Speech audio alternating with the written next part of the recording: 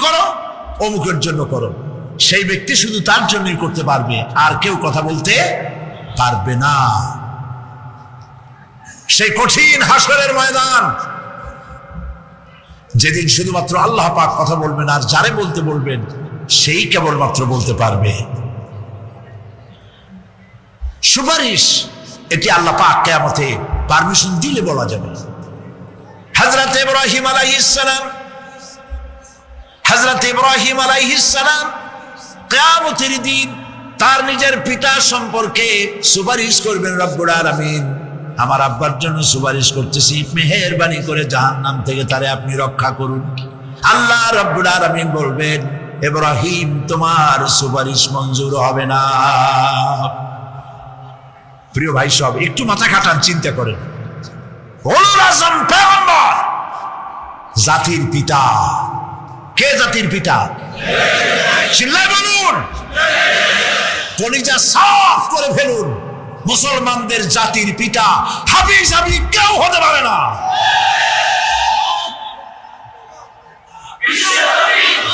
মিল্লাতা আবিকুম ইব্রাহিম, ইব্রাহিম আলাইহিস সালাম এই মিল্লাতের পিতা। সুবহানাল্লাহ। হযরত ইব্রাহিম আলাইহিস সালাম কিয়ামতের দিন বলবেন, আল্লাহ, আমার আব্বার জন্য সুপারিশ করছি। আল্লাহ পাক বলবেন, মঞ্জুর হবে না। আসর তোমার পিতা হতে পারে, কিন্তু আমার খলিলকে আগুনে ফেলার জন্য নমরুদকে সে সহযোগিতা করেছে, আমি তোমার পিতাকে ক্ষমা করব না। নবী করিম সাল্লাল্লাহু আলাইহি সাল্লামকে সাহাবায়ে কেরাম জিজ্ঞেস করেছেন, হে রাসূল, আপনার আব্বা এবং আম্মার অবস্থা কি হবে? নবী করিম সাল্লাল্লাহু আলাইহি সাল্লাম কেঁদে ফেলেছেন, সাফ বলেছেন, আমি তাদের কোনো উপকারে আসব না। আল্লাহু আকবার। আপনি মনে করছেন নাকি যে ইয়া নবী সালাম আলাইকা বলি অমনি নবী সুপারিশ পাবেন? এত সহজ। কতগুলা রসগোল্লা খাইলেন আর বড় একটা মিছিল করলেন আর অমনি চলে যাবেন? পৃথিবীর সব মানুষ, সাহাবায়ে কেরাম বাদ দেন, পৃথিবীর সমস্ত মানুষ একত্রিত হয়ে আবু তালেব রাসূলুল্লাহকে যে ভালোবেসেছেন, ওর 1000 ভাগের 1 ভাগও সারা দুনিয়ার মানুষ রাসূলুল্লাহকেই ভালোবাসতে পারবে? পারবে? নিজের ছেলে আলীকে, আলী রাদিয়াল্লাহু তাআলা আনহুকে আলাদা বিছানায় শোয়াইয়া, ছোট্ট মানুষ হযরত আলী আলাদা জায়গায় রাখিয়া মুহাম্মদুর রাসূলুল্লাহ সাল্লাল্লাহু আলাইহি ওয়াসাল্লাম এতিম মানুষ, তারে কলিজার সাথে বুকের মধ্যে আশ্রয় দিয়ে আগলে রেখেছেন বুক ভরে। সেই আবু তালেব মৃত্যুর সময় নবী করিম সাল্লাল্লাহু আলাইহি ওয়াসাল্লাম বলেছিলেন, চাচা, একটি বার আমার কানে তাওহীদের কালেমা শোনায় দেন। আবু তালেব, তার কিসমতে ছিল না কালেমা। মরে যাওয়ার পর একজন সাহাবী বলেছিলেন, ইয়া রাসূলুল্লাহ, মৃত্যুর সময় আবু তালেবের মুখ আমি নড়তে দেখেছি, তিনি কালেমা পড়েছেন সম্ভবত। রাসূলুল্লাহ সাফ বলেছেন, আমি শুনি নাই। এত ভালোবাসার পরেও হাদিস শরীফে এসেছে আবু তালেব জাহান্নামে যাবে। কোথায় যাবে? জাহান্নামে। সবচাইতে কম আযাব হবে কার? আবু তালেবের। কম আযাবটা কি? হাদিস শরীফে এসেছে কম আযাব হলো জাহান্নামের আগুন দিয়ে 1 জোড়া জুতা তৈরি করে আবু তালেবের পায়ে পরিয়ে দেওয়া হবে। সেই জাহান্নামের আগুনের তৈরি করা জুতার তাপে আবু তালেবের মাথার ঘিলুগুলো টকবক করে বউ পড়তে লাগবে। এত ভালোবেসে যদি কিয়ামতে উপায় না হয়, আপনি ইয়া নবী সালাম আলাইকা, ইয়া রাসূল সালাম আলাইকা, আর কতগুলো জিলাপি খাইলেন, বড় একটা মিছিল করলেন। প্রিয় ভাই সব, এইসব বিদআত ছাড়ুন, এগুলি সুস্পষ্ট বিদআত। রাসূলুল্লাহকে ভালোবাসবেন, সাহাবীরা যেভাবে ভালোবেসেছেন ওইভাবে ভালোবাসবেন। আল্লাহ রাব্বুল আলামিন বলেন, যালিকাল ইয়াউমুল হক ফামান শাআ আত্তাখাযা ইলা রাব্বিহি মাআবা। এই দিনটি অবশ্যই আসবে, সেদিনটি নিশ্চিতভাবে আসবে। আর এখন যার ইচ্ছা সে তার রবের দিকে অগ্রসর হোক। ইন্না আনজারনাকুম আযাবান করিবান ইয়াওমা ইয়ানজুরুল মার'ু মা কদ্দামাত ইয়াদাহু ওয়া ইয়াকুলুল কাফিরু ইয়া লাইতানি কুনতু তুরাবা। ইন্না আনজারনাকুম আযাবান করিবা, খুব নিকটবর্তী একটি আযাব সম্পর্কে আমি তোমাদেরকে সতর্ক করে দিলাম। কে বলতেছেন? আল্লাহ পাক। লক্ষ্য করুন আল্লাহ কি বলছেন, খুব নিকটবর্তী একটি কঠিন শাস্তি আযাব অর্থাৎ কিয়ামত, এ সম্পর্কে আমি তোমাদেরকে সতর্ক করে দিলাম। ইয়াউমা ইয়ানজুরুল মার'ু মা কদ্দামাত ইয়াদা, সেদিন প্রত্যেকটি লোক যা সে পাঠিয়ে দিয়েছিল এখানে অর্থাৎ যা করেছিল সেগুলি সে দেখতে পাবে। আর তখন ওয়ায়াকুলুল কাফিরু ইয়া লাইতানি কুনতু তুরাবা, সেই কিয়ামতের ময়দানে অবস্থা দেখে কাফেররা বলবে, আহারে মানুষ না হইয়া যদি মাটি হইয়া যেতাম, যদি মাটি হতাম, যদি মানুষ না হয়ে না জন্মতাম, আজ এই হাসরের ময়দানে এইখানে এই বিচারের মুখোমুখি হতাম না, মাটি হইলে বরং অনেক ভালো হতো। এই পৃথিবীতে আমরা এসেছি, চলে যাব, যাওয়ার আগে এই কোরআন একটি বিশাল জনগোষ্ঠী এমন বানাতে চেয়েছে যে জনগোষ্ঠী এই কোরআন দিয়ে একটি বিশাল সমাজ গড়বে, রাষ্ট্র গড়বে, এমন রাষ্ট্র গড়বে যেই রাষ্ট্রে দুঃখ থাকবে না, অশান্তি থাকবে না, যেখানে সুখ থাকবে, সমৃদ্ধি থাকবে, আর কিয়ামতের দিন আল্লাহর জান্নাতে তারা চলে যাবে। তেমন একটি সমাজকে আমরা চাই। সবাই বলেন সেরকম একটি সমাজকে আমরা চাই। প্রিয় ভাই সব, কিয়ামতের দিন আমরা যেতে চাই জান্নাতে। কোথায় যেতে চাই বলেন? জোরে বলেন। এই জান্নাতে যাওয়ার জন্য, এই জান্নাতে যাওয়ার জন্য দুইটা কাজ করতে হবে। কয়টা কাজ? আল্লাহ রাব্বুল আলামিন বলেন, ফামান কানা ইয়ারজু লিকাআ রাব্বিহি ফালইআমাল আমালান সালিহান ওয়া লা ইউশরিক বিইবাদাতি রাব্বিহি আহাদা। আল্লাহ পাক বলেন, যে বাজারা আমার সঙ্গে দেখা করতে চায় কিয়ামতে, দুইটা কাজ করা লাগবে। বলেন কয়টা কাজ? একটা হলো নেক আমল। কি আমল বলেন?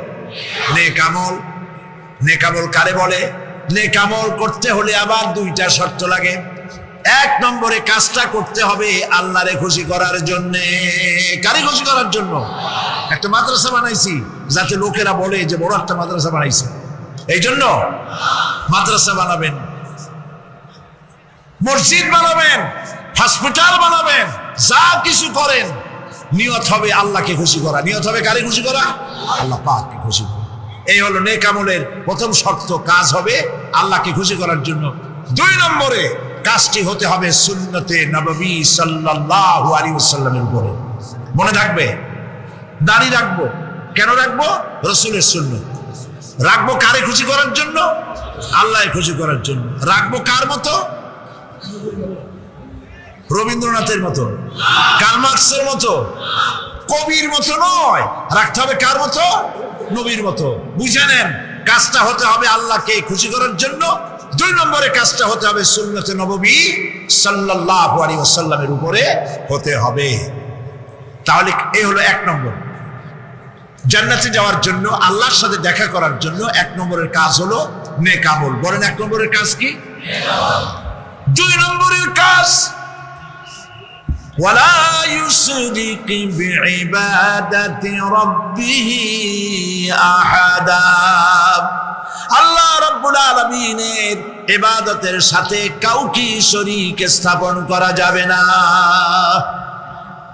আমরা যারা মুসলমান, অধিকাংশ মুসলমান শিরকের ভিতরে মুবতালা হয়ে আছে। বিশ্বাস করেন কিনা বলেন? কাফেররা তো মুশরিক আছেই, ওরা তো মুশরিক আছেই, কিন্তু আমরা মুসলমানেরা আমাদের আমলের মধ্যে, আমাদের অজান্তে সবের নিয়তে অনেক শিরক আমরা করে বসি। নাউজুবিল্লাহ। বলেন নাউজুবিল্লাহ। এই জন্য আমি বারবার সতর্ক করি, নিজেকেও করি, আপনাদেরকেও করি। এই কারণে করি, শিরকের গুনাহ আল্লাহ মাফ করবেন না। ইন্না শিরকা লাযুলমুন আযীম, শিরক মস্ত বড় অপরাধ, জল, আল্লাহ মাফ করবেন না। আল্লাহর কাছে কান্দে কান্দে মাপ চাওয়া লাগবে যে আল্লাহ শিরক থেকে আমাকে রক্ষা করো, বাঁচাও। অনেক গোপন শিরক আছে। মাজারে যান, পীর সাহেবের কাছে যান, মনে যদি নিয়ত থাকে উনি ফু দিলে আমি ভালো হবই, উনি তাবিজ দিলে আমার বাচ্চা হবেই, উনি আমারে দয়া করলেই আমার ব্যবসায় উন্নতি হবেই, এইটার নাম শিরক। এটার নাম কি? ওয়াইজা সাআলতা ফাসআলিল্লাহ ওয়াইজা ইসতাআনতা ফাসতাইন বিল্লাহ। যা বলার আল্লাহরে বলো, আর যা চাওয়ার কার কাছে চাও? চিল্লায় বলেন। কলিজাটাকে পরিষ্কার করে দেন আজকের মাহফিলে। এই কলিজায় কারো প্রতি কোনো ভয় রাখবো না আল্লাহ ছাড়া। ভয় করবো কারে বলেন?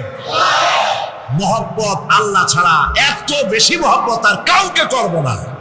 আল্লাহ তাআলা আমাদের কলিজায় তোমার ভয় এবং মহব্বত দিয়ে ভরে দাও।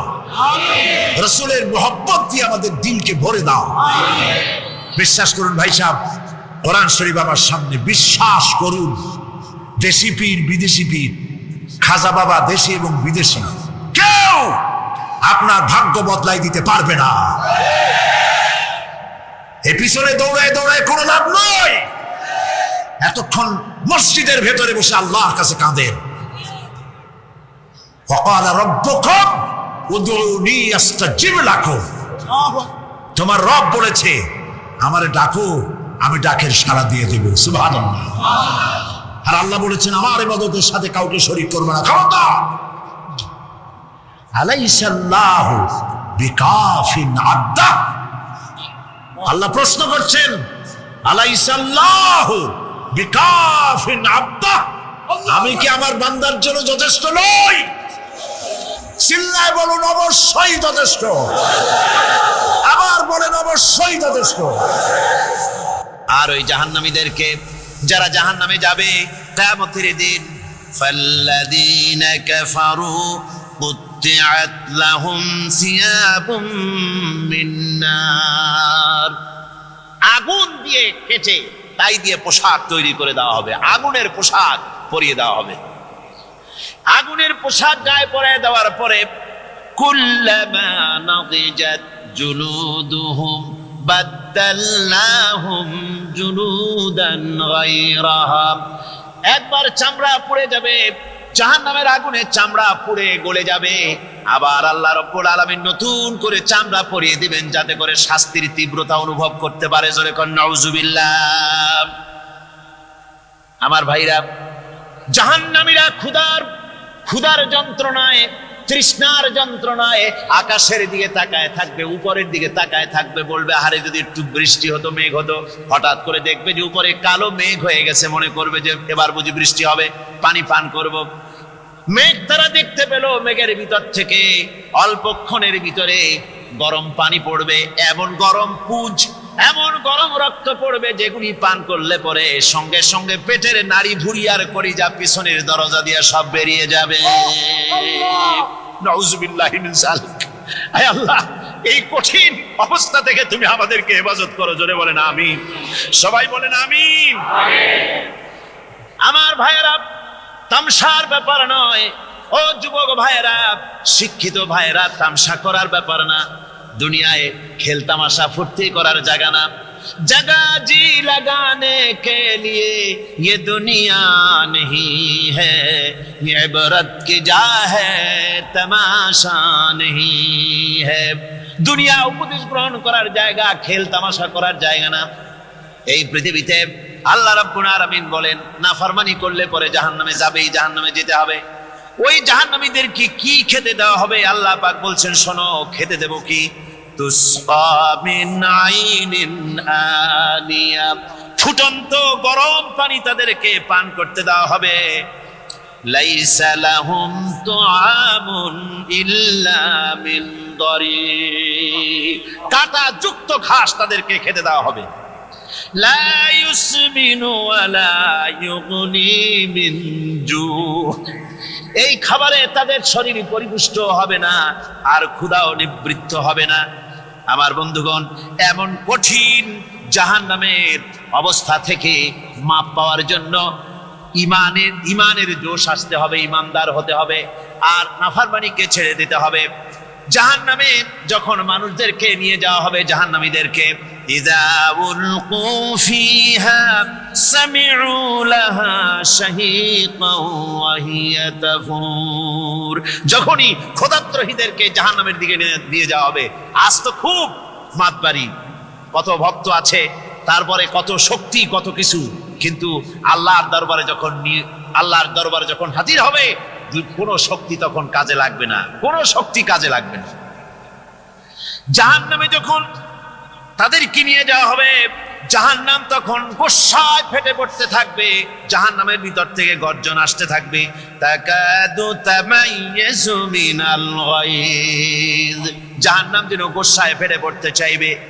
কুল্লামা উলকিয়া ফিহা ফাওজুন সাআলাহুম খাজানাতুহা আলাম ইয়াতিকুম নাদির। জাহান্নামের পরিচালক বলবে, ও আল্লাহর বান্দা, কেন আজ জাহান্নামে আসলি, কেন দোজখে আসলি? আলাম ইয়াতিকুম নাদির, তোর কাছে কি কোনো ভীতি প্রদর্শক কেউ যায় নাই? কোন নবীর কথা কি শোনো নাই? কোরআনের কথা কি শোনো নাই? হাদিসের কথা কি শোনো নাই? জাহান্নামে কেন এলি? এত বড় খারাপ জায়গা কেন আসলি? শোনো নাই কি কোনো ভয় দেখানো কেউ কি সব সতর্কবাণী শোনায় নাই? বেঈমানেরা বলবে, ক্বালু বালা ক্বাদ জাআনা নাযীর। হ্যাঁ, আমাদের কাছে এসেছিল, আমাদের কাছে ভীতি প্রদর্শনকারী এসেছিল। ফাকাযযাবনা ওয়া কুলনা মা নাযালাল্লাহু মিন শাই। এসেছিল, কিন্তু আমরা বলেছি বেটা মিথ্যে কথা বলে। জোরে কর নাউযুবিল্লাহ। বেটা মিথ্যে কথা বলে। কিসের ব্যস্ত, কিসের দোজখ? খালি খালি দোজখের একটা ভয় দেখাইয়া দুনিয়ার এই টাটকা সুখগুলি নষ্ট করতে চায় এরা। পয়গম্বরদেরকে এরকম বলেছে, আর আলেমদেরকেও যখন কোরআন হাদিস থেকে বলা হয়, তখন বলে এরা জানি দোজখের কথা কইতে, দোজখ কিসের? আর ব্যস্ত, সে তো এক অসভ্য উদ্যান। জোরে কর নাউযুবিল্লাহ। এমনি করে তারা তামসা করে। ওরা বলবে, আমরা এসেছিল ভীতি প্রদর্শনকারী, আমরা মিথ্যে মনে করেছি, বলেছি ওটা মিথ্যে কথা, আর বলেছি আল্লাহ এই ধরনের কিছু নাজিল করেন নাই।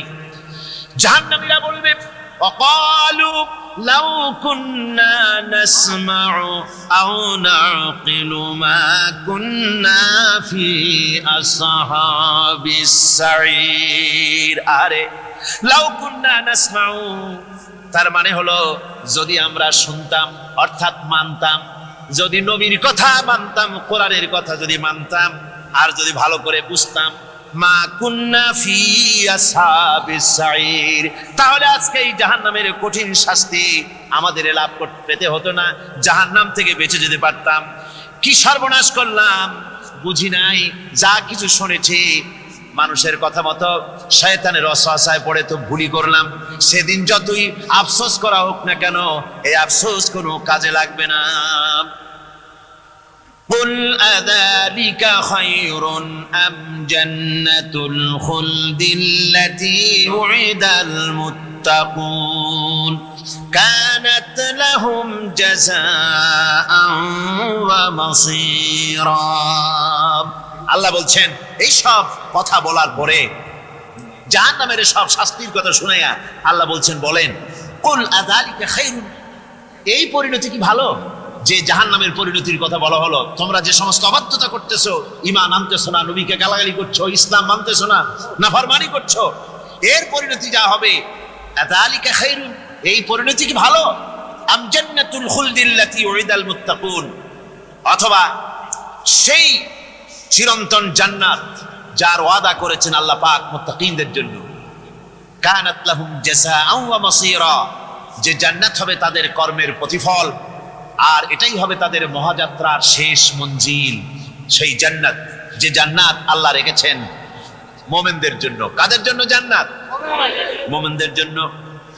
সেটা এমন জান্নাত হবে লাহুম ফিহা মা ইয়াশাউনা খালিদিন, যা চাইবে মনের আশা আকাঙ্ক্ষা অনুযায়ী সব পাবে বেহেশতের মধ্যে। খালিদিন, চিরকাল সেখানে থাকবে। কানা আলা রাব্বিকা ওয়াদাম মাসউলা, এটা হচ্ছে তোমার রবের অবশ্য পূরণীয় ওয়াদা। জোরে বলেন সুবহানাল্লাহ। এটা তোমার আল্লাহর ওয়াদা এবং অবশ্যই তিনি তা পূরণ করবেন। তোমরা জান্নাতে থাকবে, সেখানে যা চাইবে তাই পাবে। একজন বলছিল জান্নাতে যাইয়া যা চাইবো তাই যদি পাই তাহলে তো খুব ভালো কথা। কয়েছে হুজুর আমার তো হোক্কা খাওয়ার দারুণ অভ্যাস, তা বেহেশতের মধ্যে হোক্কা পাবো?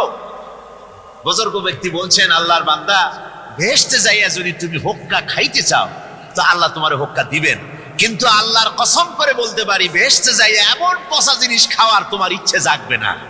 এত ভালো জিনিস তুইয়া এই পচা জিনিস খাওয়ার ইচ্ছা তোমার জাগবে না মনের ভিতরে। বেহেশত আল্লাহ রাব্বুল আলামিন মুমিনদের জন্য রেখেছেন।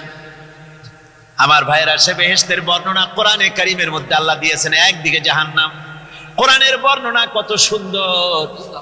জাহান্নামের কথা শুনতে শুনতে লোকেরা আল্লাহর ভয়তে হতাশ হয়ে যেতে পারে, আল্লাহর ভয়তে। সেই জন্য যত জায়গায় জাহান্নামের বর্ণনা আছে সাথে সাথে আবার আশার সঞ্চার করার জন্য আল্লাহ জান্নাতের কথা বলেছেন। কাহার এবং জব্বার নাম আল্লাহ যেখানে ব্যবহার করেছেন সাথে সাথে আবার গফুর রহিম নাম ব্যবহার করেছেন, বান্দা যেন হয়রান হয়ে না যায়। আমার ভাইরা, একদিকে জাহান্নামের এই কঠিন শাস্তির কথা, আবার অপর দিকে আল্লাহ বলেন শোনো, এমন জান্নাত আমি রেখেছি, মাসালুল জান্নাতিল্লাতী উইদাল মুত্তাকুন, এমন বেহেশত মুত্তাকিনদের জন্য যার ওয়াদা করা হয়েছে এমন বেহেশত, সেটা ফিহা আনহারুম মিন মাইন গায়রি আসিন, সেখানে এমন সুন্দর স্বচ্ছ পানির ঝর্ণাধারা, সুমিষ্ট পানির ঝর্ণাধারা রাখা হয়েছে। ওয়া আনহারুম মিন লাবানিন লাম ইয়াতাগায়্যার তা'আমুহু, আর সেখানে দুধের ঝর্ণা রাখা হয়েছে যার স্বাদ কখনো নষ্ট হবে না। ওয়া আনহারুম মিন খামরিন লাজ্জাতান লিশারিবিন, আর রাখা হয়েছে পানীয়ের ঝর্ণাধারা যা পানকারীদের জন্য অত্যন্ত সুন্দর হবে, খুবই সুস্বাদু হবে। আর রাখা হয়েছে ওয়া আনহারুম মিন আসালিন মুসাফফা, পরিষ্কার পরিচ্ছন্ন সুস্বাদু মধুর ঝর্ণা। জোরে বলেন সুবহানাল্লাহ। ওয়া সাকাহুম রাব্বুহুম শারাবান তাহুরা, জান্নাতের ভিতরে তোমাদেরকে পান করানো হবে শারাবান তাহুরা, ফিহা শামসুন ওয়ালা জামহারিরা, জান্নাতীরা ঠেস দিয়ে ছায়ার মধ্যে আরাম করে বসে থাকবেন, না তাদেরকে সূর্যের তাপ জ্বালাতন করবে আর না তাদের কোনো সেখানে কোনো কষ্ট হবে। এমনি করে আরাম করে তারা তার ভেতরে থাকবে, আর সেখানে তাদেরকে সুন্দর করে ছায়া সুনিবিড় এক সুন্দর জান্নাতের ভেতরে এক সুন্দরতম পরিবেশের মধ্যে আল্লাহ রাব্বুল আলামিন তাদেরকে সেখানে রাখবেন। এরপরে তারা ওয়াইদা রাআইতা সুম্মা রাআইতা নাঈমান ওয়া মুলকান কাবীরা, সেখানে যেদিকেই তাকাবে সেদিকেই শুধু নিয়ামতের সাম্রাজ্য দেখতে পাবে, শুধু নিয়ামত আর নিয়ামত, এগুলি তাদের চোখে পড়বে। সেখানে না সূর্যের তাপ আর না শীতের প্রকোপ, কোনো কষ্ট নাই, মানুষের শরীর থেকে ঘামও বেরোবে না, সেখানে বার্ধক্য এসে কাউকে পীড়া দিবে না। হুজুর একজন বুড়া লোককে বলছিলেন, মিয়া তুমি তো বেহেশতে যাবে না, তুমি তো বুড়া মানুষ, তুমি তো বেহেশতে যাইতে পারবে না। লোকটা কান দিয়ে অস্থির হয়ে গেছে। রাসূল বলছেন যে বেহেশতে বুড়া মানুষ যাবে না, তাহলে তো আমার উপায় নাই। হুজুর বলছেন না, তুমি যখন বেহেশতে যাবে তুমি যুবক হয়ে যাবে। সুবহানাল্লাহি ওয়া বিহামদিহি। একজন কালো মানুষ হুজুর বলছেন যে কালো মানুষ বেহেশতে যাবে না, সে তো একদম কান্দিয়া হয়রান। হুজুর বলছেন দেখো তুমি যখন বেহেশতে যাবে তুমি কালো থাকবে না, তুমি সুন্দর সুশ্রী হয়ে যাবে। সুবহানাল্লাহ। আমার ভাইয়েরা, ওই জান্নাতের ভিতরে আল্লাহ রাব্বুল আলামিন অগণিত নিয়ামত মানুষের জন্য রেখেছেন, নিজের বান্দার জন্য রেখে দিয়েছেন। ওয়া হুরুন ঈন, বেহেশতীদের জন্য রয়েছে সুন্দর চক্ষুধারী হুরগণ রয়েছে সেখানে জান্নাতীদের জন্য। কামসালিল লুলুইল মাকনুন, যেন সে এতই সুন্দর যেন গোপনে রক্ষিত মুক্তার মতো, মুক্তা সদৃশ। এভাবে সুন্দর সুন্দরী হুরদেরকে আল্লাহ রাব্বুল আলামিন তার বান্দাদেরকে সেখানে রেখেছেন। লা ইয়াসমাউনা ফিহা লাগওয়ান ওয়ালা তাসীমান ইল্লা কিলান সালামান সালামা। কোন পাপ সেখানে মানুষ দেখবে না, কোন বাজে কথা সেখানে শুনবে না, শুধু শান্তি আর শান্তি। আল্লাহ রাব্বুল আলামিন মুমিন বান্দাদের বলবেন, উদখুলুল জান্নাতা আনতুম ওয়া আজওয়াজুকুম তুহবারুন। আল্লাহ রাব্বুল আলামিন বলবেন, ও আমার বান্দারা, জান্নাতে প্রবেশ করো, তোমাদের স্ত্রীদেরকে সাথে নিয়ে জান্নাতে চলে যাও। সুবহানাল্লাহ ওয়া বিহামদিহি। তোমার স্ত্রী, তোমাদের স্ত্রীদেরকে নিয়ে সাথে করে নিয়ে জান্নাতের ভিতরে চলে যাও, সেখানে তোমরা আরামে থাকো। ইউতাফু আলাইহিম বিসহাফিম মিন যাহাবিন ওয়া আকওয়াবিন ওয়া ফিহা মা তাশতাহিল আনফুসু ওয়া তালাজ্জুল আ'য়ুন ওয়া আনতুম ফিহা খালিদুন। তাদের সামনে সেখানে স্বর্ণ নির্মিত থালা এবং সমস্ত পাত্র তাদের সামনে ঘুরতে থাকবে। তারা সেখানে আরামে মন ভোলানো সাজ সজ্জা সরঞ্জামাদি ইত্যাদি দেখে তারা সেখানে অবাক হয়ে যাবে। এত সুন্দর জান্নাতের পরিবেশ দেখে তারা হয়রান হয়ে যাবে। এই জান্নাতীদের কি আল্লাহ রাব্বুল আলামিন ফেরেশতাদেরকে অর্ডার করবেন, ও আমার ফেরেশতারা, আমার এই বান্দাগুলিকে জান্নাতের দিকে নিয়ে যাও। ওয়াসিকাল্লাযীনা اتقوا ربهم إلى الجنة زمرا। যারা আল্লাহকে ভয় করে জীবন চালাইছে, আল্লাহকে ভয় করে যারা জীবন সমাজ ব্যক্তি পরিবার রাষ্ট্র পরিচালনা করেছে, আল্লাহ রাব্বুল আলামিন বলবেন, ও আমার ফেরেশতারা, আমার এই বান্দাগুলিকে জান্নাতের দিকে নিয়ে যাও। ফেরেশতারা জান্নাতীদেরকে হাকায়া জান্নাতের দিকে নিয়ে যেতে থাকবে। আবার ওদিকে আছে ওয়াসিকাল্লাযীনা কাফারু ইলা জাহান্নামা যুমারা।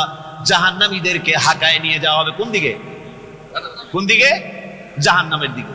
এখন ওয়াসিকা মানে হাকায় নিয়ে যাওয়া। বেহেশতীদেরকেও হাকায় নিয়ে যাবে, আর জান্নাতীদের কি কয় দোজখী যারা, তাদেরকেও হাকায় নেওয়া হবে, আর বেহেশতীদেরকেও হাকায় নেওয়া হবে। এটা কেমন কথা? দুই জায়গায় হাঁকানি খাওয়ান লাগবে। হাঁকানি বোঝেন তো? ধাক্কা। তো দুই জায়গায় ধাক্কা খাইতে হবে, তাহলে কিরকম বেহেশত যে ফেরেশতাদের ধাক্কা খাইতে খাইতে যাওয়া লাগবে? ব্যাপারটা কি আমার ভাইরা? ব্যাপারটা হচ্ছে এই, আমি দৃষ্টান্ত দিতে গিয়া বলি, অনেকদিন বন্ধুর সঙ্গে দেখা হয় নাই, বহু বছর পর হঠাৎ করে এক বন্ধু আর এক বন্ধুর বাড়িতে এসেছে, যে বলছে, ভাই যদিও বহু বছর পর এসেছি, কিন্তু আমার হাতে সময় নাই, আজ আমি বেশ সময় তোমার বাড়িতে থাকবো না। ওই বাড়িওয়ালা বন্ধু বলে, বন্ধু যতই ব্যস্ততা তুমি দেখাও না কেন, আজকে যখন তোমার একবার পাইছি, আমি তোমাকে ছাড়বো না। এই হলো একটা ছাড়বো না। আর ঢাকা হাইকোর্টের সামনে থেকে মকিম গাজী পালায় গেছে, ডাকাত। পুলিশ খুঁজতে খুঁজতে হয়রান হইয়া এই ডাকাতটারে যদি পাওয়া যায়, আর ওই ডাকাত যদি বলে, স্যার আপনি আমার ধর্মের ভাই, আপনি আমার বাপ, আপনি মেহেরবানি করে আমাকে ছেড়ে দেন, পুলিশ বলবে, বেটা গোটা পুলিশ বাহিনী তোর জন্য হয়রান, তোরে যখন একবার পাইছি তোরে আর ছাড়বো না। তাহলে বন্ধুর ছাড়বো না আর পুলিশের ছাড়বো না এক জিনিস? এক জিনিস। জাহান্নামীদেরকে ধাক্কা মারতে মারতে জাহান্নামের দিকে নিয়ে যাবে, জাহান্নামের দিকে যেতে চাইবে না, তাই ধাক্কা মারা লাগবে। আর বেহেশতীদের ধাক্কা মারা লাগবে কেন? বেহেশতীরা যখন জান্নাতের দিকে যেতে থাকবে, ওদের জন্য লাল কার্পেট সম্বর্ধনা দেওয়া হবে। দুনিয়ার পচা লাল কার্পেট না, এত সুন্দর করে সাজানো থাকবে। এক একটা মঞ্জিলে যখন যাবে, জান্নাতীদের জন্য সাজানো মঞ্জিল দেখে তারা মনে করবে এইটাই বুঝি বেহেশত। ঘটি বাটি লোটা যা আছে তাই নিয়ে ওইখানে বসে পড়বে। ফেরেশতারা কবে যে, আল্লাহর বান্দা তুমি এখানে বসছো কেন? এটা তো বেহেশত না। কয় এর থেকেও ভালো আছে নাকি? কয় আছে না, ওঠো আরবিয়া উঠো। এইভাবে করে ধাক্কা মারবে, ওঠো সামনে যাও। আবার যখন সামনে যাবে, সেখানে এর থেকে আরো সুন্দর পরিবেশ দেখে ওইখানে আবার বসে পড়বে, মনে করবে এইটা বুঝি বেহেশত। বলা হয়, ফেরেশতারা বলবে, আল্লাহর বান্দা এটা জান্নাত না, এর থেকেও ভালো জায়গা, সুন্দর জায়গা আছে। এইভাবে ধাক্কা মারতে মারতে তাদেরকে জান্নাতের কাছে নিয়ে যাওয়া হবে। হাত্তা ইযা জাউহা ওয়া ফুতিহাত আবওয়াবুহা ওয়া ক্বালা লাহুম খাযানাতুহা সালামুন আলাইকুম তিবতুম ফাদখুলুহা খালিদিন। এভাবে ধাক্কাতে ধাক্কাতে যখন তাদেরকে জান্নাতের দরজার কাছে নিয়ে যাওয়া হবে, আগে থেকেই তাদের জন্য দরজা খোলা থাকবে। সুবহানাল্লাহ, আগে থেকেই জান্নাত খুলে রাখা হবে। তাদেরকে বলা হবে, ওই জান্নাতের পরিচালক তিনি বলবেন, আসুন, ওয়েলকাম করবেন তাদেরকে, সালামুন আলাইকুম, আপনাদের প্রতি আল্লাহর শান্তি বর্ষিত হোক। বড় ভালোভাবে জীবনযাপন করেছিলেন দুনিয়ায়, আল্লাহর হুকুম মেনে চলেছিলেন, আল্লাহর হুকুম পালন করেছিলেন। দুনিয়ার বুকে বড় অশান্তি, মানুষের নির্যাতন, মানুষের বদনামি, জেল জরিমানা, রাত জেগে তাহাজ্জুদের নামাজ পড়া, জিহাদের ময়দানে কষ্ট করে রক্ত দেওয়া, শহীদ হওয়া, কত কষ্ট করে আল্লাহর দ্বীন জমিনে কায়েমের চেষ্টা করেছেন, নিজের জীবনকে ভালো রেখেছেন, পবিত্র রেখেছেন।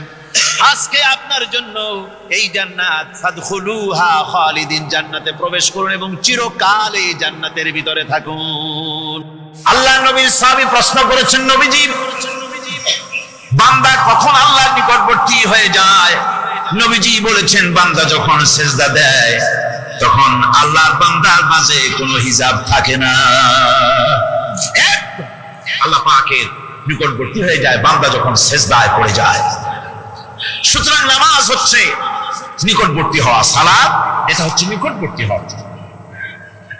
নামাজ ফরজ হওয়ার কারণ হচ্ছে এই যে মানুষ আল্লাহর বান্দা বা গোলাম হিসেবে সৃষ্টি হয়েছে, তাই একমুখী হয়ে এর বন্দিগি করা এটা হচ্ছে তার স্বাভাবিক একটা প্রকৃতি।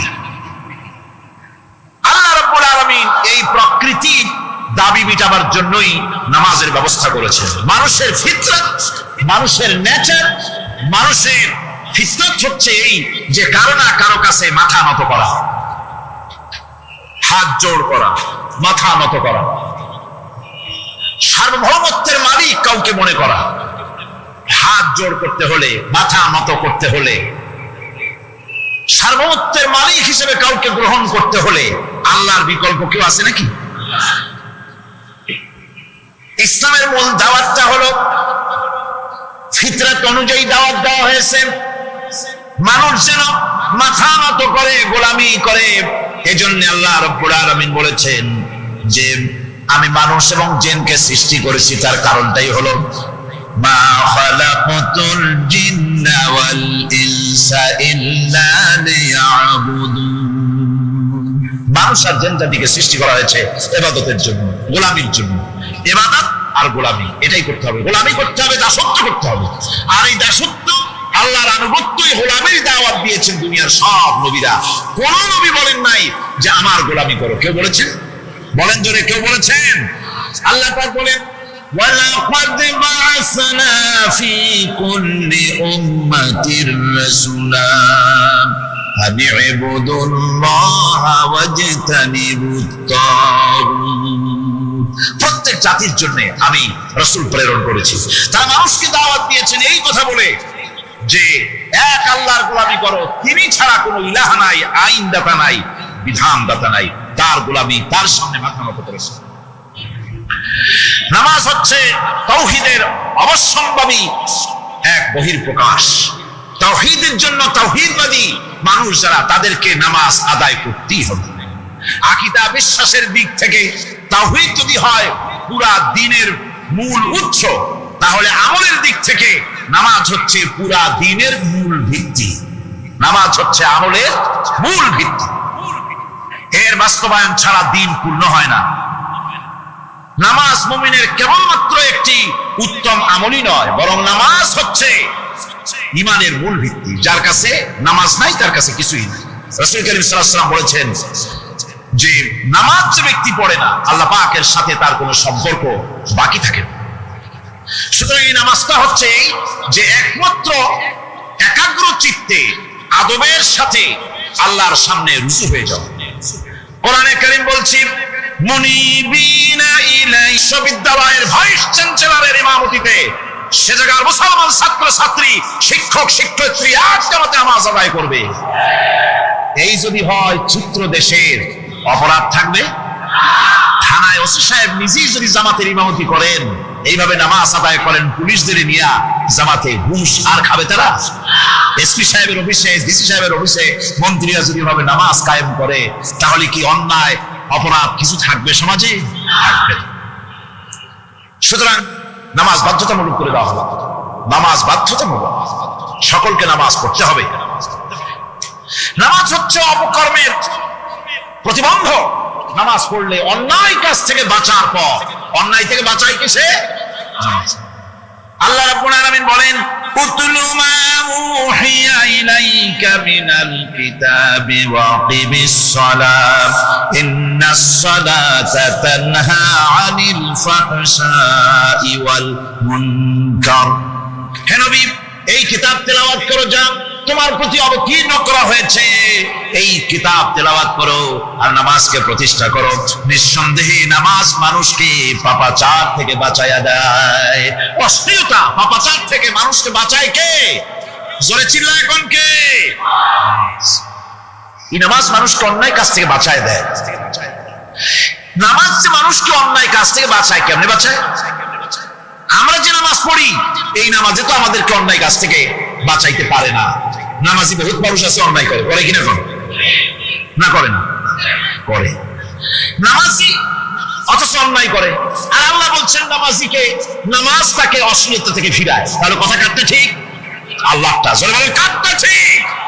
অবশ্যই আমার আল্লাহর কথা। আমি ভুল করতেছি না, আমি যেন কোথাও ভুল করতেছি, সামথিং ইজ রং, কোথাও যেন আমরা ভুল করে বসতেছি। সেই ভুলটা কি আমরা আবিষ্কার করতে চেষ্টা করবো ইনশাআল্লাহ। প্রথম যে কথাটা সেটা হচ্ছে যে আমরা যে নামাজে পড়ি আমরা তা বুঝি না। কথা ঠিক কিনা? আমরা যদি এখন প্রশ্ন করি সামি আল্লাহু লিমান হামিদা অর্থ কি, কম ফার্স্ট ডিভিশনে কয়েকটা লেটার নিয়ে ফেল করবেন, এরকম লোক আছেন না নাই? সুবহান রাব্বিয়াল আলা অর্থ কি জানি না, সুবহান রাব্বিয়াল আযীম অর্থ কি জানি না, দোয়া কুনুত অর্থ কি জানি না, তাশাহুদ অর্থ কি জানি না, সূরা ফাতিহার অর্থ কি জানি না। এমন কি উযুর মধ্যে কয়টা ফরজ তা অনেকে জানে নাই। কথা কি বেশি বললাম না ঠিক বলছি? একজনে জিজ্ঞেস করলো, মিয়া উযুতে কয় ফরজ? হুজুর কি মনে করেন যে বুঝি জানি না? এটা সাধারণ ব্যাপার, বলেন না কয় ফরজ? উযুতে তো 17 ফরজ। কি কি কয়? হাত ধোয়া, পা ধোয়া, মুখ ধোয়া, নাক ধোয়া, চোখ ধোয়া, জিহ্বা ধোয়া, মাথা ধোয়া। বলতে বলতে গুনে দেখা গেল প্রায় 19টার মতো বলছে। বলা হলো, মিয়া বললেন আপনি উযুতে ফরজ 17টা, কইলেন আপনি 19টা। কয় হুজুর জানি, আরো বলি না, আপনাদের ভয়। উযু জানে না, নামাজ জানে না, তাকে এই নামাজ কেমনে ফিরাবে অন্যায় কাজ থেকে? কথা বুঝতে পেরেছেন? নামাজে আল্লাহু আকবার বললাম, এরপরে সানা পড়লাম, তারপরে সূরা ফাতিহা পড়লাম। সূরা ফাতিহার ভিতরে যে সমস্ত কথাগুলি বললাম, সেই কথাগুলি বুঝি না, কি বলেছি তাও জানি না। এরপরে সুবহান রাব্বিয়াল আলা বলেছি, সুবহান রাব্বিয়াল আযীম বলেছি, সামি আল্লাহু লিমান হামিদা বলেছি, অর্থ কি জানি না। আল্লাহ তা শুনতে পান, যে ব্যক্তি আল্লাহর প্রশংসা করেন তিনি তা শুনতে পান। নামাজের মধ্যে আইডিয়া দেওয়া হচ্ছে, তুমি যে আল্লাহর জন্য নামাজ পড়তেছো, প্রশংসা করতেছো, এটা এমন নয় যে আল্লাহ পাক দেখছেন না বা শুনতেছেন না। তুমি যা বলতেছো, প্রশংসা করতেছো, আল্লাহ পাক তা শুনতে পাচ্ছেন।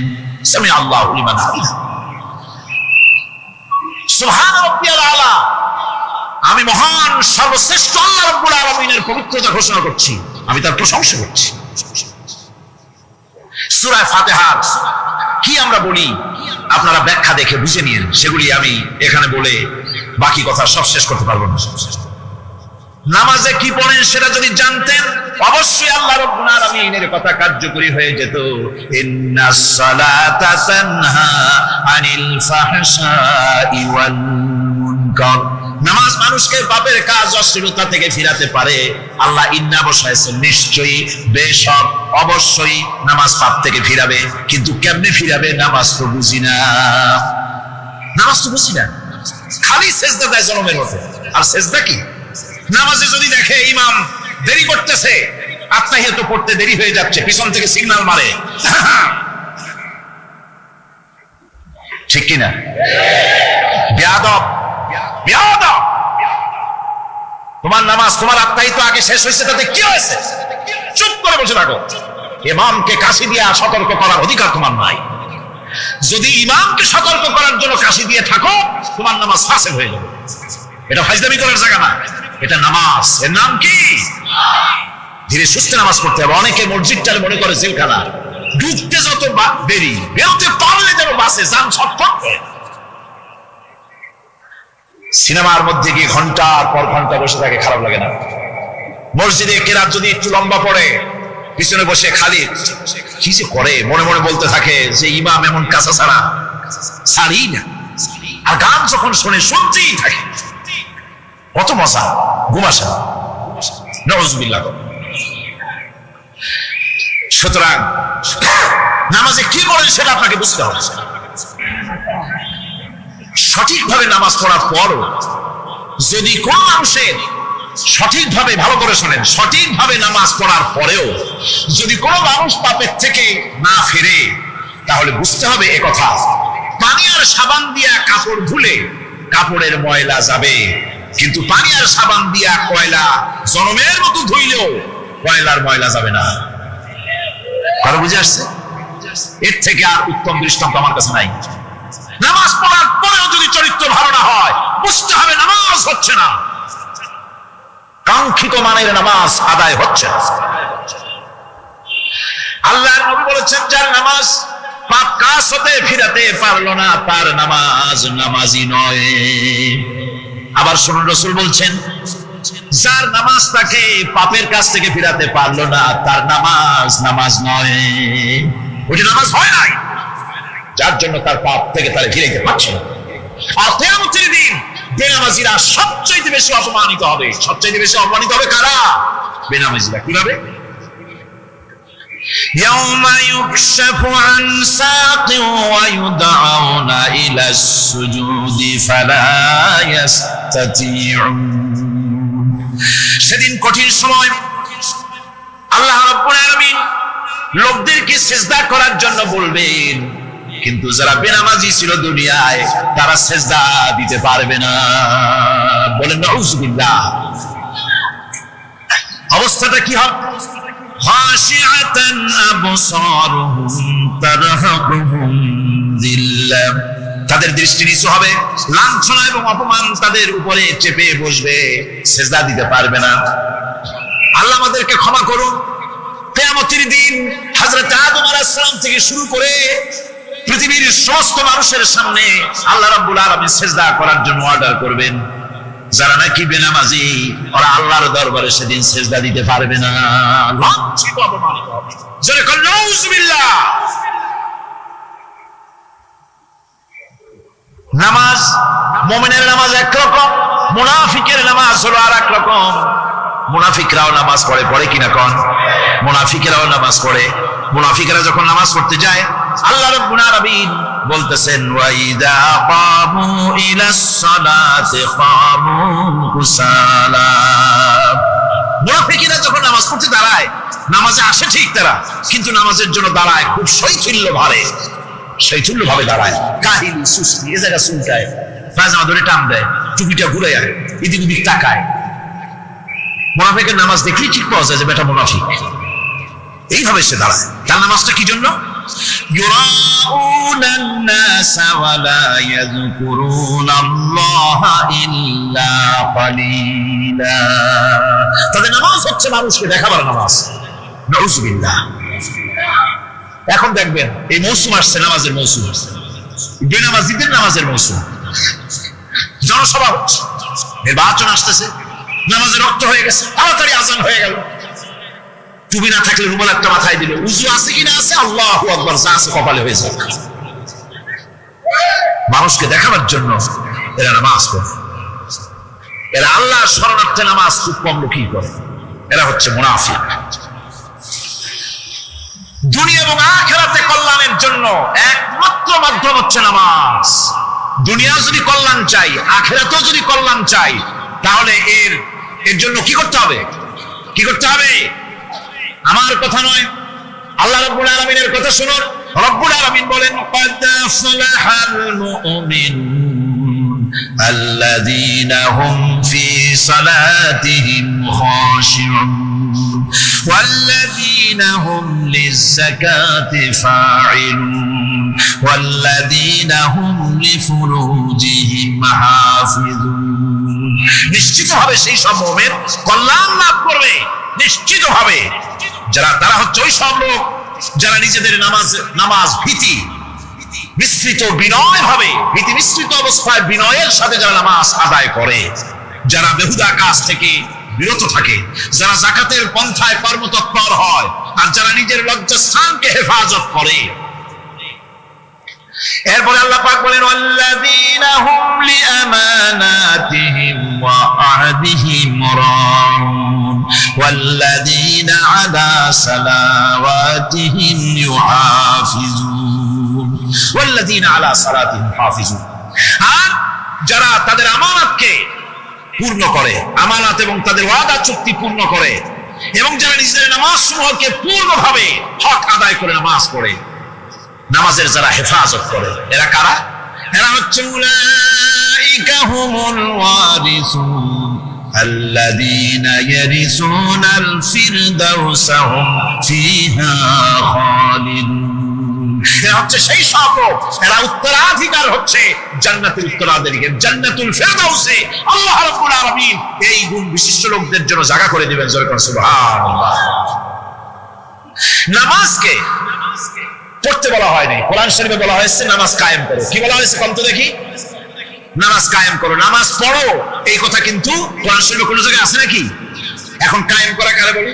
একটা গুরুত্বপূর্ণ আরেকটি বিষয়, নামাজ কায়েম করতে বলা হয়েছে। কায়েম কি? কায়েমটা হচ্ছে দৃষ্টান্ত স্বরূপ বলা যায় যে জিনিসটা সমাজে প্রতিষ্ঠিত আছে ওইটারে বলে কায়েম হওয়া, আর যেটা প্রতিষ্ঠিত নাই ওটা কায়েম নাই। কায়েম মানে হলো প্রতিষ্ঠিত থাকা। যেমন আমাদের দেশে, আমাদের সমাজে নারী পুরুষ শিশু বৃদ্ধ সকলেই কাপড় পরা, শাড়ি পরা, লুঙ্গি পরা, এই কাপড় পরাটা কায়েম আছে, প্রতিষ্ঠিত আছে না নাই? যার কারণে কাপড় পরা সমাজে কায়েম আছে বলে উলঙ্গ মানুষ সমাজে খুঁজে পাওয়া যায় না, পাগল ছাড়া। ঠিক কিনা? একটা বাচ্চাকেও যদি উলঙ্গ হতে বলেন এখানে 5 বছর 6 বছর একটা বাচ্চাকেও, সে কিন্তু রাজি হবে না। ঠিক কিনা? যেহেতু কাপড় পরা সমাজে প্রতিষ্ঠিত আছে সেহেতু উলঙ্গ মানুষ পাওয়া যায় না, কাপড় পরাটাই এখানে প্রতিষ্ঠিত। সুতরাং এখন অবস্থাটা এই হয়েছে, কাপড় পরা প্রতিষ্ঠিত আছে বলে কোন উলঙ্গ মানুষ এসে যদি এই মঞ্চে দাঁড়ায় আর বলে আমাকে একটু বক্তৃতা করতে দেন, আপনারা কি করবেন? মঞ্চে তো উঠতেই দিবেন না। উলঙ্গ মানুষ যদি কোনো চাকরি নিতে যায় ইন্টারভিউতে, তাকে লাইনে দাঁড়াইতে দেবে? দেবে না। এমনকি উলঙ্গ হয়ে যদি বাড়িতে প্রবেশ করে তার বউ দূর দূর করে তাড়াই দেবে। ঠিক কিনা? যেহেতু সমাজের ভিতরে কাপড় প্রতিষ্ঠিত আছে সেই জন্য এই উলঙ্গ মানুষ পাওয়া যায় না। অনুরূপভাবে নামাজ যদি প্রতিষ্ঠিত হতো সমাজের ভিতরে তাহলে বেনামাজি খুঁজে পাওয়া যেত না। চাকরি করতে গেলে সেখানে নামাজ মানদণ্ড হয়ে যেত, নামাজ পড়ে কিনা তা দেখে নেওয়া হতো। বেনামাজি লোক পাওয়াই যেত না যদি প্রতিষ্ঠিত থাকতো। প্রথম প্রশ্নই হতো তুমি নামাজ পড়ো কিনা। ইলেকশনে যদি একজন উলঙ্গ মানুষ এসে দাঁড়ায়, ভাইরা এবার আমার বোতল মার্কা বাক্স, উলঙ্গ মানুষ এসে ভোটে দাঁড়াইছে, আপনারা ভোট দিবেন? দিবেন। ওইটা কাপড় প্রতিষ্ঠিত আছে বলে, লুঙ্গি প্রতিষ্ঠিত সমাজে আছে বলে উলঙ্গ মানুষকে আপনি ভোট দিবেন। নামাজ যদি প্রতিষ্ঠিত থাকতো সমাজে, বেনামাজি মানুষ যদি এসে মঞ্চে দাঁড়ায় যতই বলতো আমি ক্ষমতায় গেলে এই করব সেই করব, নামাজ প্রতিষ্ঠিত থাকতে পরে বেনামাজিরে কেউ ভোট দিত না। নামাজ যদি প্রতিষ্ঠিত থাকতো তাহলে অফিসের অফিসার তো দূরের কথা, বেনামাজি অফিসের ঝাড়ুদারের চাকরিও তার কিসমতে যুক্ত না, যদি নামাজ প্রতিষ্ঠিত থাকে। এর নাম হলো নামাজ কায়েম হওয়া। নামাজ কায়েম থাকলে এই অবস্থার সৃষ্টি হতো। এই জন্য আল্লাহ পাক বলেছেন নামাজকে কায়েম করতে, বা অবশ্য চট্টগ্রাম আর সিলেটে সিগারেটের ফতোয়া ভিন্ন রকম। বরিশালে আমি যেখানে জন্মগ্রহণ করেছি, আমার এলাকায় কোনো আলেম যদি সিগারেট খায়, মসজিদের ইমাম তো ভালো, মসজিদ ঝাড়ু দিতেও ঢুকতে দেবে না মসজিদে। এটা এই এলাকার এক রকমের কায়দা। আমি তার ব্যাপারে কথা নাই বললাম। তো আপনারা খুঁজে দেখবেন সে সিনেমা দেখে নাকি, মিথ্যা কথা বলে নাকি, বড় পর্দায় থাকে নাকি। এগুলি মাইক্রোস্কোপ যন্ত্র দিয়ে ইমামের মাথা থেকে পা পর্যন্ত দেখবেন কিনা কন। আচ্ছা এবার কত দেখি এই ইমাম সাহেব ইমামতি করবে কতজন লোকের? 500, 1000, সাই মসজিদে ধরেন 5000 লোক হইল, 5000 লোক, 5000 লোকের ইমাম নির্বাচনের সময় পা থেকে শুরু করে মাথা পর্যন্ত দেখেন, এমনকি বউ পর্যন্ত। বৌমনি আনিয়ে দেখেন না, পর্দায় থাকে কিনা এইটা আপনারা দেখেন, ঠিক কিনা? এ খবরটা নেন। 5000 লোকের একটা ইমাম বানাতে গিয়ে মাইক্রোস্কোপ যন্ত্র দিয়ে দেখেন মোষ কেমন, দাড়ি কেমন, চুল কেমন, পাও কেমন, হাত কেমন, হাতে নখ লম্বা কিনা, দাঁতে সাদা কিনা, বউ পর্দায় থাকে কিনা, মিথ্যা কথা কয় কিনা, এত দেখেন। আর যখন নির্বাচন আসে তখন 2.5 থেকে 3 লক্ষ মানুষের জন্য একজন এমপি নির্বাচিত হয়। সেই ইমামকে বাছাই করার জন্য নামাজ পড়ে কিনা, জিনাকার কিনা, মদখোর কিনা, সুদখোর কিনা, ঘুষখোর কিনা, বদমাশ কিনা বাছাই করা হয় না। কোরআনে কারীমকে তারা এত ভালোবাসতেন, কোরআনে কারীমকে এত সম্মান তারা দিতেন, এত মর্যাদা দিতেন। কোরআন দিয়ে কথা বলার মতো তারা ক্ষমতা অর্জন করেছিলেন। জোরে কোন সুবহানাল্লাহ। হযরত আব্দুল্লাহ বিন মুবারক রাহমাতুল্লাহ আলাইহি জবরদস্ত মুহাদ্দিস, তার আমলের অনেক বড় আলেম, হজ করতে এসেছেন। হজের কাজ সমাপন করে যখন তিনি রওনা করেছেন, দেখেন কোনো মানুষজন নাই। কাবার চত্বরে একটা মহিলা চাদর মুড়ি দিয়ে শুয়ে আছেন। উনি মনে করলেন বুঝিবা লোকটা মরা, মরা কি জিন্দা, বোঝার জন্য কাছে গিয়ে সালাম দিলেন, আসসালামু আলাইকুম। সালামের জবাব ওয়ালাইকুম আসসালাম না হয়ে চাদরের ভিতর থেকে জবাব এলো, সালামুন কাওলাম মির রাব্বির রহিম। পরম করুণাময় পরওয়ারদিগারের পক্ষ থেকে তোমার প্রতি শান্তি কথিত হোক। মুহাদ্দিস সাহেব প্রশ্ন করলেন, মা, হজ করতে এসে লোকেরা তো সব চলে গেছে, আপনি এখানে একাকী পড়ে আছেন কেন? তিনি জবাবে কোরআনে কারীম থেকে বললেন, মাইয়ুদলিলিল্লাহু ফামা লাহু মিন হাদ। আল্লাহ পাক যাকে পথভ্রষ্ট করেন তারে কেউ পথ দেখাইতে পারে না। অর্থাৎ আমি তো হজ করতে আসছিলাম, পথ হারাই ফেলছি, সাথী সঙ্গীরা কে কোথায় চলে গেছে আমি খুঁজে পাই না, এই জন্য মুসিবতে পড়ছি, একাকী পড়ে আছে। এখন আমার উপায়টা কি? মুহাদ্দিস সাহেব বলছেন, মা, একাকিনী এই অবস্থায় কত সময় পড়ে আছেন? তিনি জবাবে কোরআনে কারীমের একটি আয়াত তেলাওয়াত করে জবাব দিলেন, সালাসা লায়ালিন সাবিয়া। 3 রাত পূর্ণ হয়ে গেছে। আরে 3টা রাত আপনার পূর্ণ হয়ে গেল, এখানে আপনার পানাহারের বন্দোবস্ত কি? খাইছেন কি?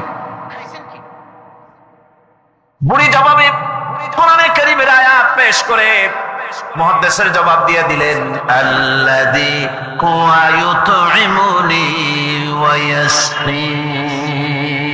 ওই মহান আল্লাহ রাব্বুল আলামিন তিনি আমার পানাহারের বন্দোবস্ত করেছেন। মুহাদ্দিস সাহেব বলছেন, মা, আমার কাছে কিছু খাবার আছে, আপনি দয়া করে এই খাবারটুকুন গ্রহণ করুন। বুড়ি তখন কোরআনে কারীমের একটি আয়াত পাঠ করে এই প্রস্তাবকে ডিনাই করলেন। বুড়ি পড়লেন, সুম্মা আতিম্মুস সিয়ামা ইলাল লাইল। তোমাদের রোজাকে সন্ধ্যা পর্যন্ত পূর্ণ করো। এর দ্বারা বুড়ি প্রমাণ করলেন আমি তো রোজা রাখছি, কাজে সন্ধ্যা আসার আগে তো কিছু খাইতে পারবো না। মুহাদ্দিস সাহেব বলছেন, বুড়িমা, এটা যখন রমজান মুবারকের মাস নয়, আপনি বোধহয় নফল রোজায় রেখেছেন। সফরের হালতে ফরজ রোজাও তো ছেড়ে দেওয়া যায়।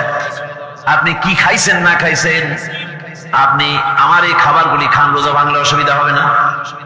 নফল রোজা ভাঙলে অসুবিধা কি? বুড়ি জবাবে বলছেন, ওয়া আনতা সুমু খায়রুল লাকুম ইন কুনতুম তা'লামুন। যদি তুমি নফল রোজা রাখো তা তো তোমার জন্যই কল্যাণকর। সুতরাং আমি নফল রোজা রাখছি, সেটা আমার জন্য কল্যাণ কর, তোমার কথা মতো আমি খাবো নাকি? মুহাদ্দিস সাহেব বলছেন, বুড়িমা প্রত্যেক কথার জবাব কোরআন দিয়া দেন কেন, কারণটা কি? বুড়ি জবাবে বলছেন, কোরআনের আয়াত পাঠ করে জবাব দিচ্ছেন, মা ইয়ালফিযু মিন কাওলিন ইল্লা লাদাইহি রাকীবুন আতীদ। মানুষ এমন কোন কথা বলে না যে কথা ফেরেশতারা রেকর্ড করে না রাখে, সব কথা রেকর্ড হয়ে যায়। সুতরাং আমি চিন্তা ভাবনা করে বাছাই করে নিলাম, কোরআন দিয়ে কথা বলবো, এই কথাগুলি রেকর্ড হবে, প্রাপ্ত হবেই না, প্রত্যেক অক্ষরে অক্ষরে 10-10 করে নেকি আমলনামায় লেখা হয়ে যায়। মুহাদ্দিস সাহেব মনে মনে একটু চিন্তা করলেন, এই বেটি হলো বুড়ি, একটা মেয়ে লোক, আর আমি মুহাদ্দিস মানুষ, সে কোরআন শরীফ দিয়ে কথা কয়ে বাহাদুরি দেখায়, আমি তারে মাতৃ জবান দিয়ে কথা বলাবই। এই চিন্তা তিনি করলেন। তিনি তো বড় আলেম ছিলেন, অত্যন্ত বড় আলেম।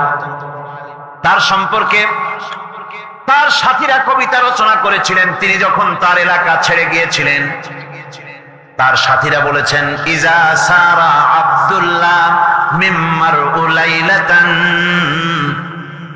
ইজা সারা আব্দুল্লাহ মিম্মার উলাইলাতান সারা আনহা নূরুহা ওয়া জামালুহা। আব্দুল্লাহ যখন আমাদের এলাকা ছেড়ে গেল, তখন এলাকার সৌন্দর্য গেল, নূর গেল, আলো গেল, সব হারায় ফেললাম। যেহেতু তিনি সাহিবে ইলম ছিলেন,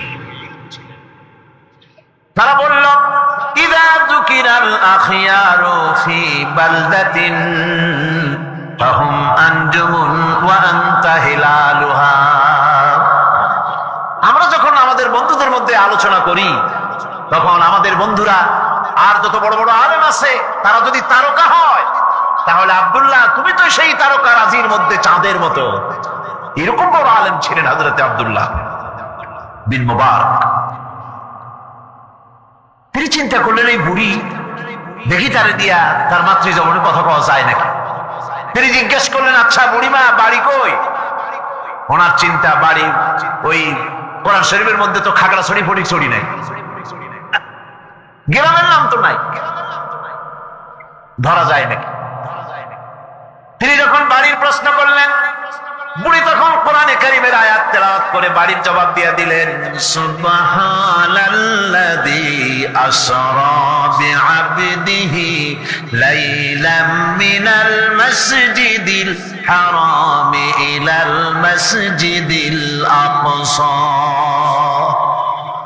পবিত্র মহান সত্তা, দোষ ত্রুটি অক্ষমতা দুর্বলতা থেকে মুক্ত সেই মহান সত্তা, যিনি তার বান্দাকে ইসলাহ করিয়েছেন মসজিদে হারাম থেকে মসজিদে আকসা পর্যন্ত।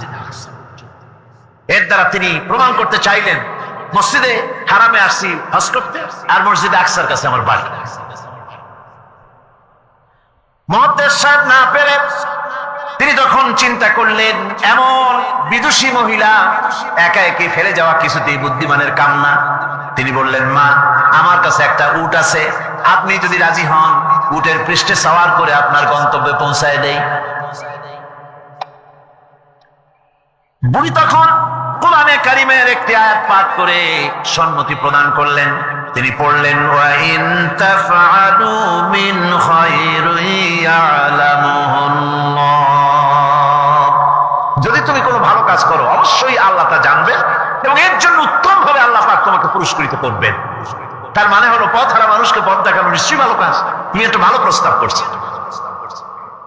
মুহাদ্দিস সাহেব বললেন, মা আমার এই উটের উপরে আপনি আরোহণ করুন। বুড়ি উটের উপরে আরোহণ করতে যাচ্ছেন, হঠাৎ লক্ষ্য করে দেখছেন মুহাদ্দিস সাহেব তার দিকে তাকায় আছেন।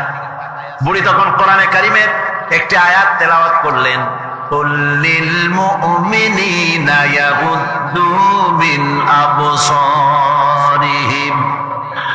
নবী মুমিন মানুষদেরকে, মুমিন বান্দাদেরকে বলুন তারা যেন তাদের চক্ষুকে পরনারী থেকে নিম্নগামী করে।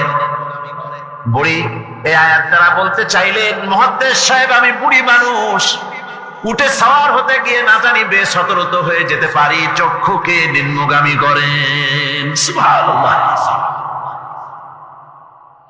উটের রশি টেনে টেনে যখন তারা পৌঁছে গেলেন তিনি জিজ্ঞেস করলেন, আপনার কি কোনো ছেলে মেয়ে আছে নাকি? বুড়ি জবাবে বললেন, আল মালু ওয়াল বানুনা জিনাতুল হায়াতুদ দুনিয়া। মাল এবং সন্তান সন্ততি এগুলি হচ্ছে দুনিয়ার সুখ সৌন্দর্য আল্লাহ পাক, এটা আল্লাহর নিয়ামত। তার মানে নিয়ামত থেকে আল্লাহ আমাকে বঞ্চিত করেন নাই, ছেলে মেয়ে আছে। মুহাদ্দিস সাহেব প্রশ্ন করলেন, ছেলে মেয়ে যদি থাকে তাহলে তাদের নাম কি? আটকাবার আটটা বুদ্ধি, যেহেতু সব নাম তো কোরআন শরীফে নাই। বুড়ি শেখাম আগেই সেরে রেখেছে। বুড়ি কোরআনে কারিমের আয়াত পাঠ করে ছেলেদের নাম বলে দিলেন, ইয়া ইয়াহিয়া খুযিল কিতাবা বিকুওয়া ওয়া কাল্লামাল্লাহু মূসা তাকলীমা ওয়াত্তাখাযাল্লাহু ইব্রাহিমা খলীলা। যথাক্রমে তিনটি আয়াত। ওয়াশরাবু হানিয়াম বিমা আসলাফতুম ফিল আইয়ামিল খালিয়া। বিগত দিনে তুমি আমার জন্য যে পরিশ্রম করেছো তার বিনিময়ে কিছু আহারীয় গ্রহণ করো। মুহাদ্দিস সাহেব খানা শেষ করে ছেলেদেরকে এক কোণায় নিয়ে জিজ্ঞেস করে, ছেলেরা তোমার মা কোরআন শরীফ থেকে এই ধরনের কতদিন কথা বলতেছে? ছেলেরা বলে, মুহাদ্দিস সাহেব আমরা জ্ঞান হওয়া অবধি শুনতেছি আর হিসাব করেছি 1 বছর 2 বছর নয়, আমার মায়ের বুকের থেকে বিগত 40 বছরের ভিতরে কোরআন শরীফ ছাড়া কোনো কথা শুনি নাই।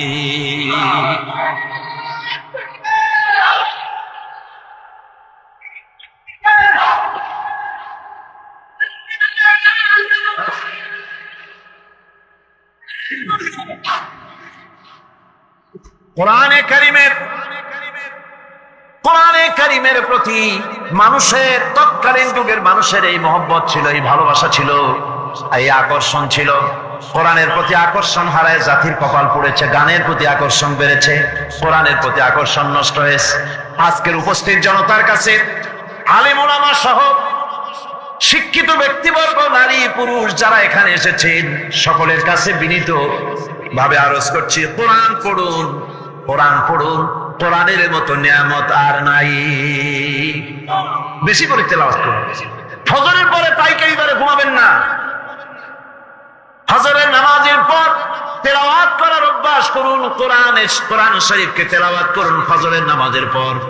তাহাজ্জুদের অভ্যাস করুন, তাহাজ্জুদের নামাজ পড়ে কোরআন শরীফ তেলাওয়াত করেন। কোরআন তেলাওয়াত করার মানে হলো আল্লাহ রাব্বুল আলামিনের সঙ্গে কথা বলা। সুবহানাল্লাহ।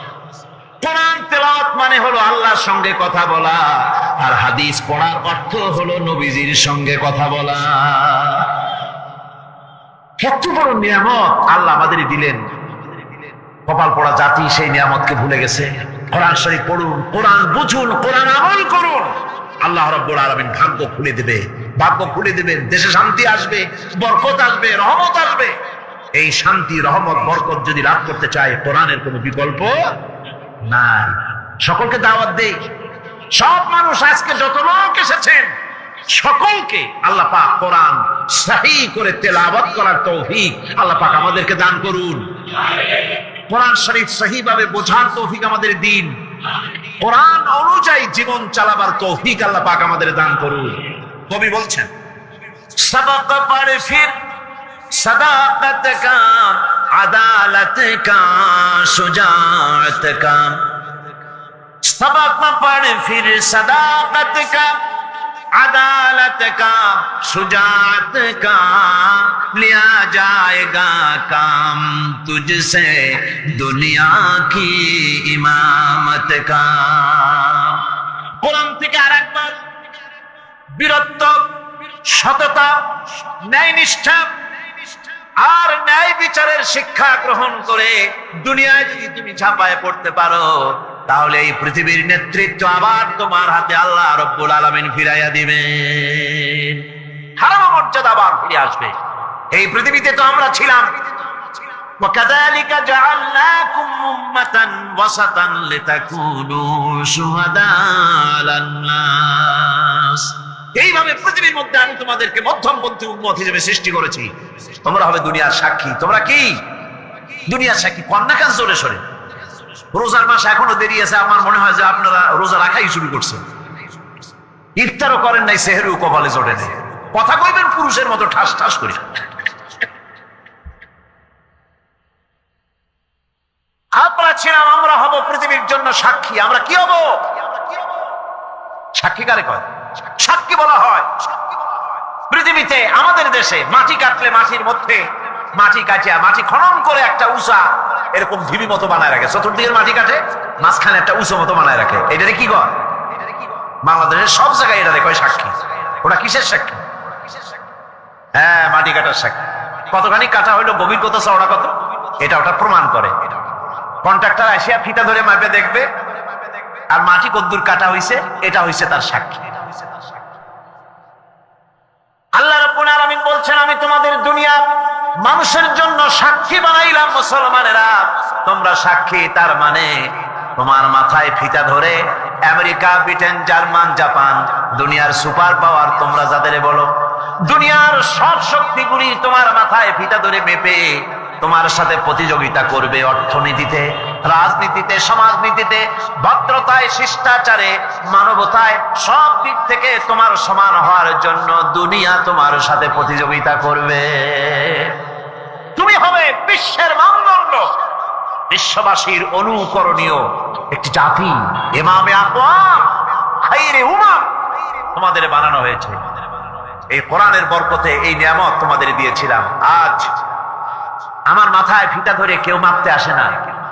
আমি অন্যদের ফিতা, অন্যদের মাথায় ফিতা ধরে মাপিয়া দেখতে চাই, ওদের মতো বেহায়া হইতে পারলাম কিনা, ওদের মতো কপাল পোড়া হইতে পারলাম কিনা, ওদের মতো আমার নারীরা স্বাধীনতা বিবর্জিত হয়ে রাস্তায় চলতে পারলো কিনা, নাচে গানে চিৎকারে পাল মারায় ওদের মতো হইতে পারলাম কিনা। সন্ত্রাস, চাঁদাবাজ, মাস্তানি, শয়তানি, ওজনে কম, খাদ্যে ভেজাল, হাবিজাবি করিয়া দুনিয়ার সাথে প্রতিযোগিতা করে মুসলমানেরা এখন রানার সাপ হয়ে আছে। হায় রে কপাল পোড়া জাতি। অথচ এই জাতিকে আল্লাহ পাক বলেছেন শ্রেষ্ঠ জাতি। শ্রেষ্ঠ জাতি কোরআন ছেড়ে দিয়ে আজ কপাল পড়েছে। এই পোড়া কপাল কি জোড়া লাগাতে চান? এই পোড়া কপাল জোড়া লাগাইতে হইলে কোরআনের শিক্ষা নিতে হবে। একদিন তো এমন ছিল, একদিন মুসলমানদের অবস্থা এমন ছিল, পুরুষ তো দূরের কথা, মহিলারা পর্যন্ত কোরআনে কারিমের উপরে অধ্যাপনা করতেন, মুফাসসির ছিলেন, কোরআনে কারিম দিয়ে তারা কথাও বলতে পারতেন। সুবহানাল্লাহ। হযরত আয়েশা সিদ্দিকা রাদিয়াল্লাহু তাআলা আনহা হাজার হাজার সাহাবায়ে কেরামদের ওস্তাদ ছিলেন। সুবহানাল্লাহ।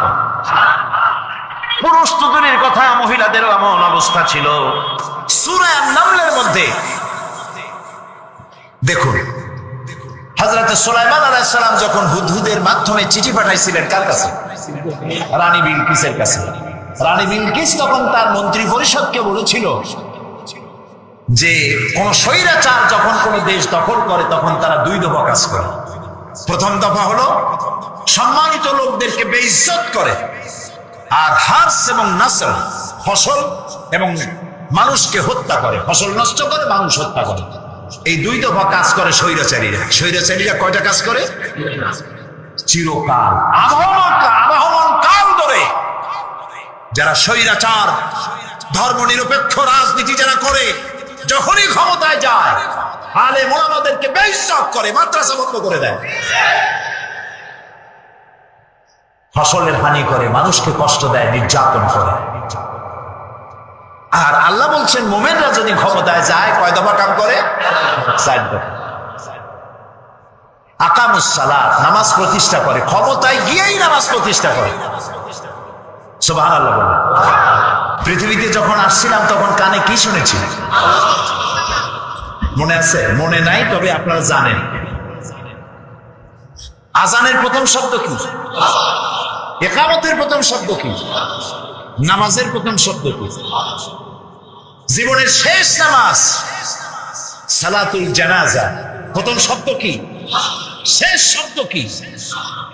এর দ্বারা প্রমাণ হলো আমার জন্ম থেকে কবরে যাওয়া পর্যন্ত জীবনের প্রতিটি ক্ষেত্রে আমি গোলাম, আমাকে ঘোষণা করতে হবে আল্লাহু আকবার।